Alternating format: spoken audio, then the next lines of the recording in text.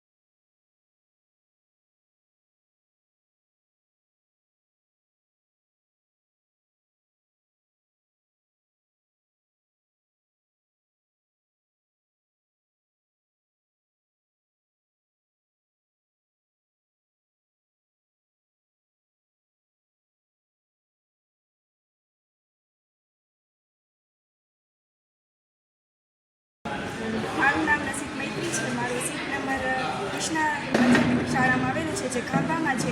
અને અહીંયા છે તે મને પુષ્પગુચ્છ આપીને મારું સ્વાગત કરવામાં આવેલું છે અને મને છે તે મોં મીઠું કરાવી અને મને મારી એક્ઝામ માટે છે તે અભિનંદન પાઠવવામાં આવેલું છે।